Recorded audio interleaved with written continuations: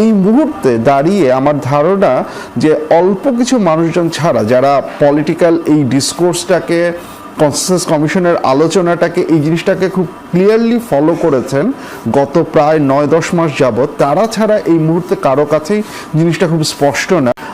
চারটা প্রশ্ন, সেই চারটা প্রশ্ন মিলে একটা উত্তর হ্যাঁ বা না।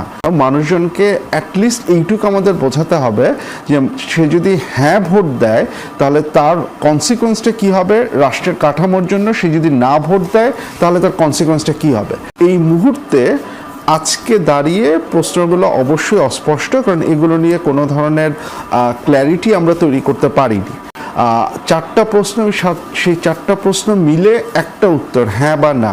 এখন আমাদের যে জিনিসটা খুব গুরুত্বপূর্ণ, মানুষজনকে অ্যাটলিস্ট এইটুকু আমাদের বোঝাতে হবে যে সে যদি হ্যাঁ ভোট দেয় তাহলে তার কনসিকোয়েন্সটা কী হবে রাষ্ট্রের কাঠামোর জন্য, সে যদি না ভোট দেয় তাহলে তার কনসিকোয়েন্সটা কী হবে।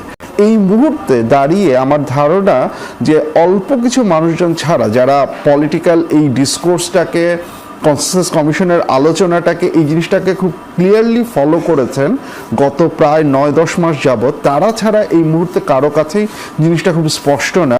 সো সেই অস্পষ্টতা থাকবে এবং সেই অস্পষ্টতাকে আমরা কতখানি সাকসেসফুলি ডিল করতে পারবো বা সেটাকে সমাধান করতে পারবো তার উপরে নির্ভর করবে আমরা গণভোট থেকে প্রকৃত অর্থে মানুষের যে ওপিনিয়ন সেটার কোনো রিফ্লেকশন পাবো কিনা। সো সেই অস্পষ্টতা থাকবে, বাট সেটাকে দূর করার উপায় নিশ্চয়ই আছে।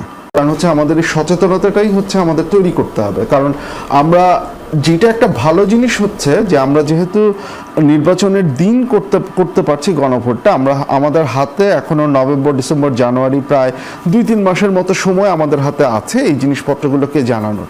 এখন আমার কাছে যেটা মনে হয় যে at the end of the day এখানে 48টা বিষয়, শেষ পর্যন্ত 48টা বিষয় নিয়ে আমরা গণভোটটা নিচ্ছি, সেটাকে আমরা জাস্ট 4টা ভাগে ভাগ করেছি, 4টা প্রশ্নে ভাগ করেছি।